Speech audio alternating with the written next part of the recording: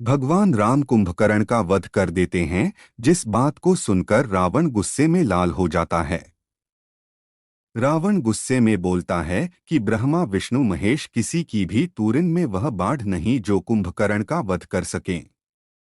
रावण गुस्से में जोर से बोलता है कि यह असत्य है, असंभव है। रावण के सामने उसके सभी मंत्री सिर झुकाए खड़े हुए थे। रावण सभी के चेहरों की ओर गुस्से से देखता है। रावण गुस्से से अपने सेनापति के पास जाता है और बोलता है कि यह असत्य कार्य सत्य कैसे हो गया। रावण गुस्से से फिर बोलता है कि यह कोई स्वप्न तो नहीं जो हम देख रहे हैं, क्योंकि कुंभकर्ण का मरना सत्य नहीं हो सकता। वह तीनों लोकों में किसी से भी पराजित नहीं हो सकता। रावण का सेनापति बोलता है कि महाराज, यह सब सत्य है। राम के बाण ने इस असत्य कार्य को सत्य कर दिया है। रावण दुखी स्वभाव से बोलता है कि आज रावण की दाहिनी भुजा कट कर गिर गई। कुंभकर्ण मेरे भाई, हमने ब्रह्मा जी से तुम्हारे लिए एक दिन जागने की प्रार्थना इसी दिन को देखने के लिए की थी क्या? रावण दुखी होकर अपने नाना जी से बोलता है कि नाना जी, मुझे लगता है अब असुर जाति के अंत का समय आ गया है। तब भी मेघनाथ गुस्से से बोलता है कि नहीं पिताश्री, नहीं। इंद्र का रथ, शिव का त्रिशूल और विष्णु का सुदर्शन चक्कर भी असुरों का अस्तित्व नहीं मिटा सका। तो यह वनवासी कैसे हमारा अस्तित्व मिटा देंगे? मेघनाथ बोलता है कि इसमें कोई संदेह नहीं कि कुंभकर्ण काका की मृत्यु हमारे लिए बहुत बड़ी क्षति है, लेकिन इससे किसी देश का अस्तित्व तो नहीं मिट जाता। रावण का पुत्र बोलता है कि महाराज भैया, इंद्रजीत सही कह रहे हैं। घात प्रतिघात नहीं हो तो युद्ध कैसा, और युद्ध में हार जीत तो चलता रहता है। रावण बोलता है कि मेरे पुत्र, तुम सही कह रहे हो, लेकिन कुंभकर्ण इस लंका नगरी की नींव था और नींव के हिल जाने से पूरा महल डगमगा जाता है। रावण का पुत्र बोलता है कि महाराज, मेरा नाम देवांतक है और देवों का अंत करके मेरा नाम देवांतक पड़ा है। और मैं आपको वचन देता हूं, कल युद्ध में राम का अंत कर दूंगा और मेरा नाम रामांतक तक पड़ जाएगा। तभी मेघनाथ बोलता है कि बड़े भाई के होते हुए छोटे भाइयों का युद्ध में जाना ठीक नहीं है। मेघनाथ बोलता है कि महाराज, मुझे आप आज्ञा दीजिए, मैं उन दोनों वनवासियों का सिर आपके चरणों में लाकर डाल दूंगा। तभी रावण के छोटे पुत्र बोलते हैं कि नहीं, छोटे भाइयों के होते हुए बड़े भाई को कष्ट नहीं दे सकते। हम चारों भाई अधिकाय, देवांतक, नरंतक और तृष्णा जाकर उन दोनों वनवासियों का अस्तित्व मिटा देंगे। रावण का पुत्र बोलता है कि महाराज, आप हमें आज्ञा दीजिए, आज हम युद्ध का अंत करके ही वापस लौटेंगे। रामानंद बोलता है कि मेरे प्यारे पुत्रों, तुमने मेरे हारे हुए मन में नई उमंग और उत्साह भर दिया है, जब तुम आज रावण का सिर गर्व से ऊंचा कर दो। चारों पुत्र रावण का आशीर्वाद लेकर चले जाते हैं। रावण के चारों पुत्र अपनी विशाल सेना के साथ युद्ध भूमि में प्रस्थान कर जाते हैं। युद्ध भूमि में प्रस्थान करते ही वानर सेना और राक्षस सेना आपस में युद्ध करने लग जाती है। अतिकाय अपने सेनापति से बोलता है कि जाओ और लक्ष्मण को मेरा संदेश सुना दो कि कब तक अपने भाई की आड़ में छुपा रहेगा। अगर हिम्मत है तो युद्ध भूमि में आओ और मेरा सामना करो। अथिकाई का सेनापति के संदेश राम और लक्ष्मण के पास पहुंचा देता है, जिसको सुनकर लक्ष्मण क्रोधित हो उठता है कि भैया, मुझे आप अभी आज्ञा दीजिए, मैं अभी उन पापी राक्षसों का अंत करके वापस लौटता हूं।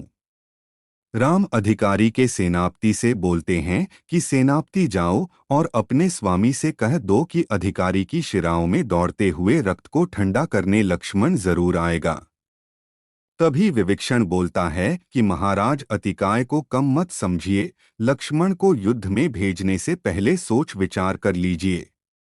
तभी लक्ष्मण बोलता है, विभीषण जी, सोच विचार सभाओं में शोभा देता है, युद्ध भूमि में सोचना कायरता होती है। विभीषण बोलता है कि कुमार लक्ष्मण, शांत हो जाइए, मेरा उद्देश्य यह है कि युद्ध में जाने से पहले शत्रु के बलाबल के बारे में जानकारी होनी चाहिए। विभीषण बोलता है कि प्रभु, अतिकाय रावण की दूसरी रानी धान्यमालिनी का पुत्र है, उसके प्रचंड पराक्रम को आपने पहचाना नहीं। आदिकाल में मधु और कैटभ नामक दो राक्षस थे, जिन्हें इंद्र का वज्र भी नहीं हरा पाया। उन दोनों ने एक बार अपने प्रचंड प्रक्रम से क्षीरसागर में घुसकर चक्रधारी वेंकटेश्वर पर चढ़ाई कर दी। विष्णु ने अपना सुदर्शन चलाया, लेकिन सुदर्शन ने उन दोनों को लेश मात्र भी सती नहीं पहुंचा सका। कहा गया है कि अति बली बुद्धिहीन भी होते हैं। उन मूर्खों में इस विचार से कि विष्णु युद्ध के अंत की कामना करेगा, इस विचार से उन दोनों ने उल्टे विष्णु को ही वर मांगने के लिए कहा। विष्णु ने उन दोनों से कहा कि सृष्टि के कल्याण के लिए मैं तुम दोनों की मृत्यु का मार्ग जानना चाहता हूँ, अपने मरण का उपाय बताकर अपना वरदान पूरा करो। मधु और क्रेटब दोनों राक्षसों ने विष्णु से कहा कि मान गए प्रभु, आपने हमारे बिछाए हुए जाल में ही हमको ही फंसा दिया, लेकिन हम अपने वचन को पूरा जरूर करेंगे। और दोनों राक्षस बोलते हैं कि प्रभु, हम आपकी जांघों में मरेंगे, आप अपना विशाल रूप धारण करो ताकि हम अपना वचन पूरा कर सके। विष्णु ने विशाल रूप धारण किया और दोनों राक्षसों को अपनी जांघों के बीच में लेकर अपनी गदा से वार करके उनको मृत्युलोक पहुंचा दिया। उन दोनों की मृत्यु के बाद ही मधु से कुंभकर्ण का जन्म हुआ है और क्रेटब से इस अतिकाय असुर का जन्म हुआ है। लक्ष्मण विभीषण से बोलते हैं कि क्या उसके पराक्रम का वृत्तांत सुनकर उसकी चुनौती स्वीकार नहीं करें और उससे डर जाएं।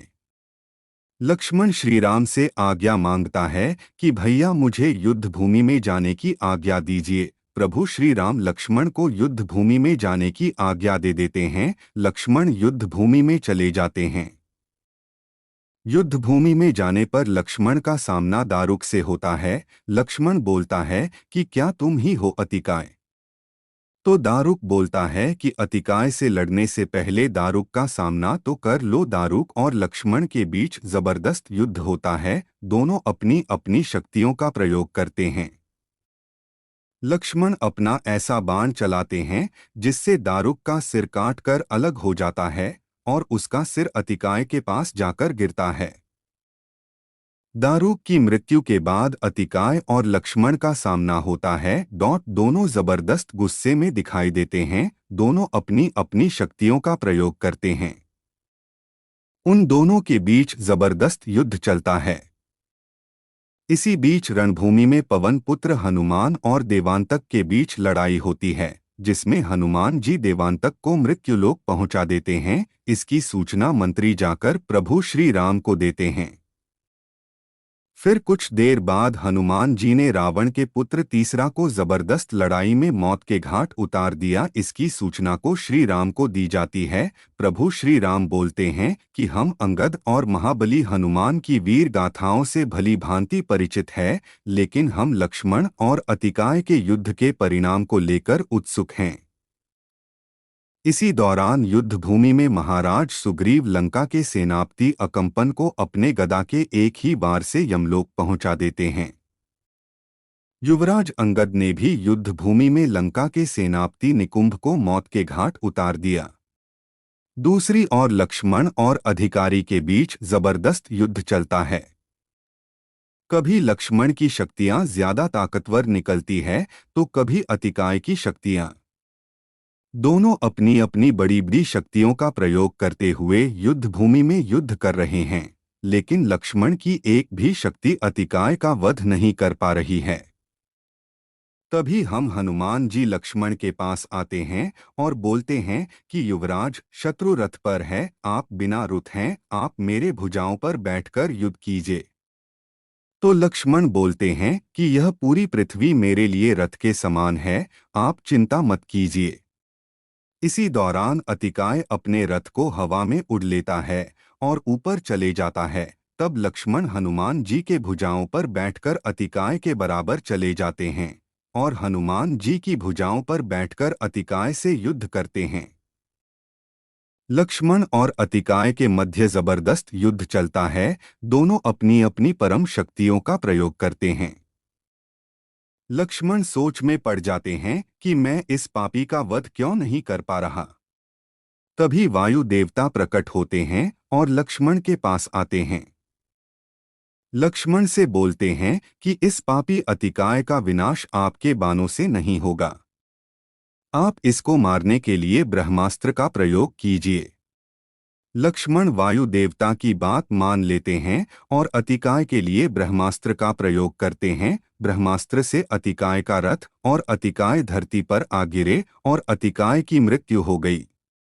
अतिकाय की मृत्यु होने के बाद लक्ष्मण प्रभु श्री राम के पास जाता है और उनको जाकर प्रणाम करता है। प्रभु श्री राम लक्ष्मण से बहुत प्रसन्न होते हैं। रावण की भेजी गई सेना युद्ध भूमि में धराशायी हो जाती है और उसके चारों पुत्रों की भी मृत्यु हो जाती है। लंका में रावण को अपने पुत्रों की मृत्यु का समाचार सुनाए।